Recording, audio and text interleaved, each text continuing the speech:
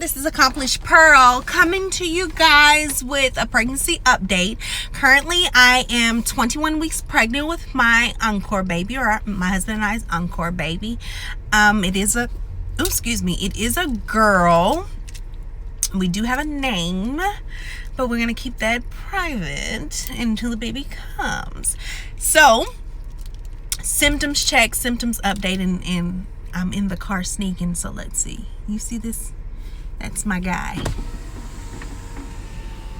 What you doing, baby? You vlogging? I am. Hello.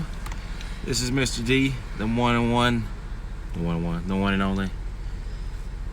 I'm gonna take the trash in, so I'll let y'all finish up. Thank you. Sorry. So we have decided to document this pregnancy because it is our Encore baby.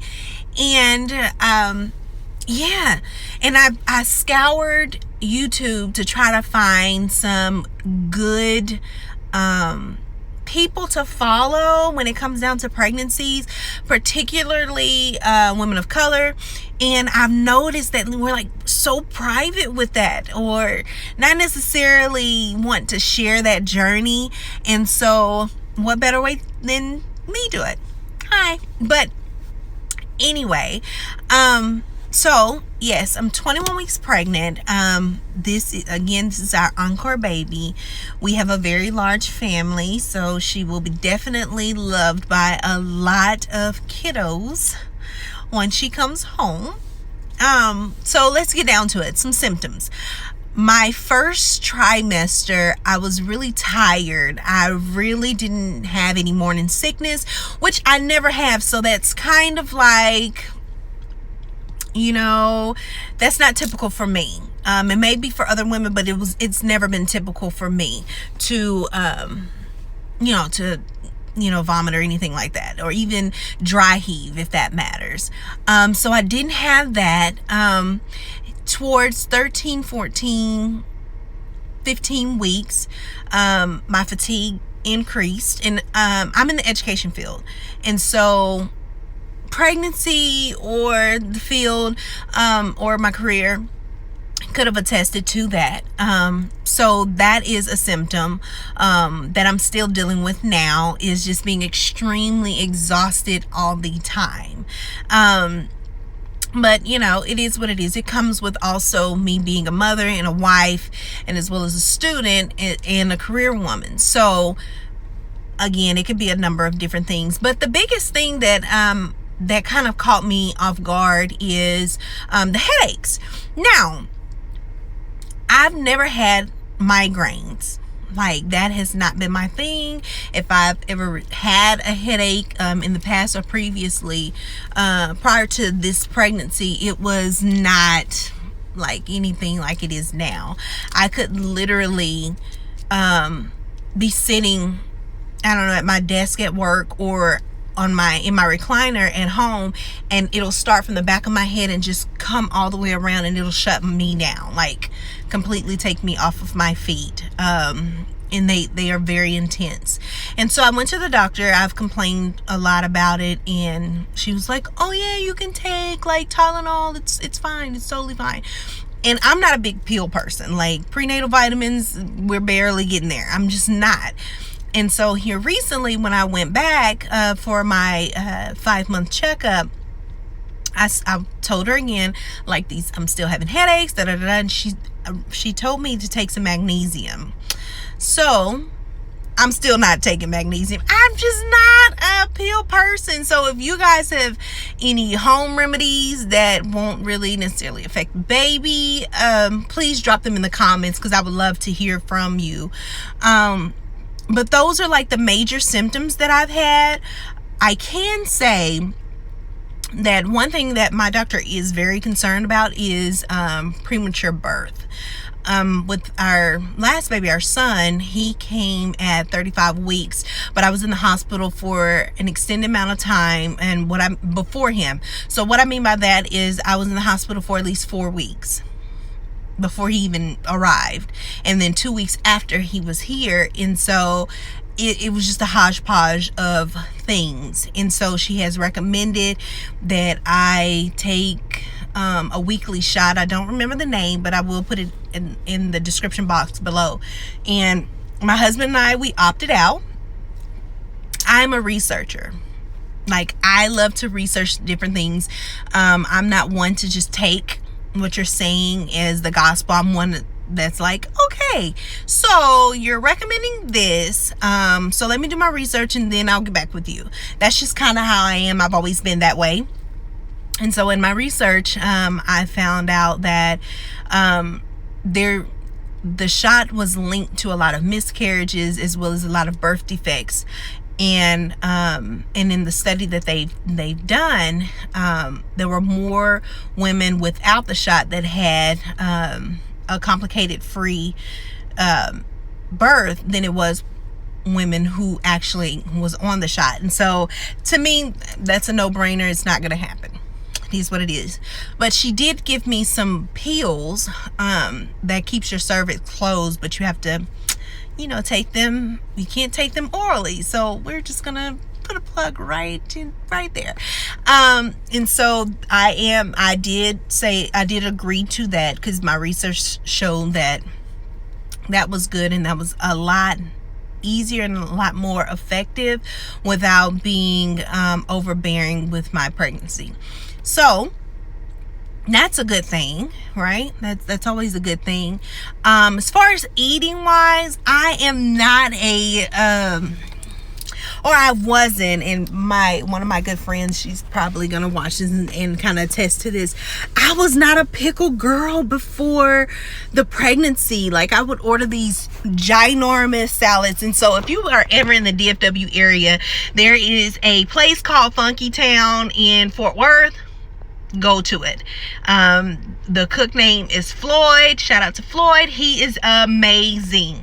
So he would make me salads. Like, you can get a grilled chicken salad or a crispy chicken salad. I mean, he cooks any and everything, but I love his salads.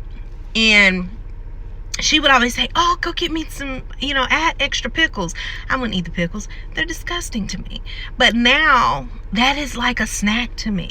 I know, cliche, pregnancy pickles, get over it, Lynn. I understand, but I wasn't that girl until now. So that's one of my weird cravings. And then plain Lay's chips with hot sauce. Y'all,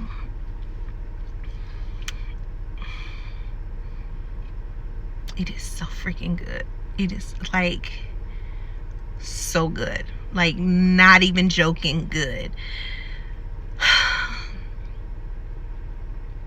I digress. But other than that, like, my appetite isn't as big. I'm not one that'll eat just to be eating. And that's another thing with this pregnancy. Again, I'm 21 weeks pregnant, but I've only gained like 5 pounds. And it's because I don't eat just to be eating. I cannot. If I'm not hungry, I'm not going to eat. And it's hard for me to snack if I'm not hungry. Or I don't have like a that wants me to eat. Like, that's just not my thing. And so the baby is healthy. The baby is big. We're in the 80th percentile. So we're good. But I'm not going to eat just because I have a pass right now. It's just not going to happen. Other than that, I mean, that's the gist of my symptoms and my cravings. I can tell you this. I gotta get us a little closer. I am terrified. Isn't that weird? I've had multiple babies. Like, this is not my first rodeo. It's not my second, and it's definitely not my third. Okay, or my fourth.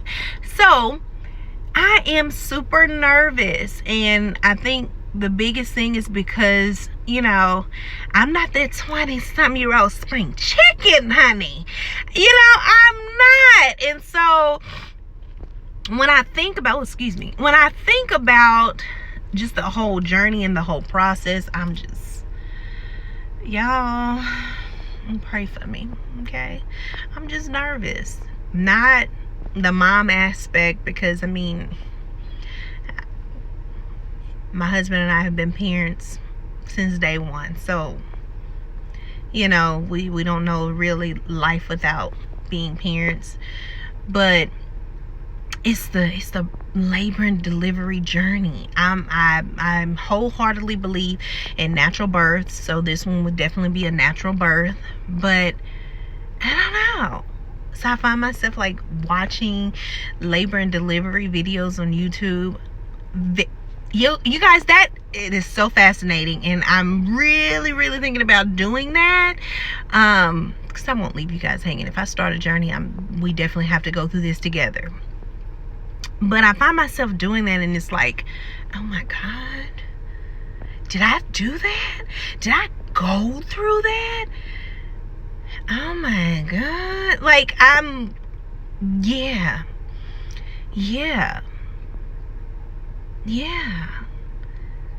So, yeah.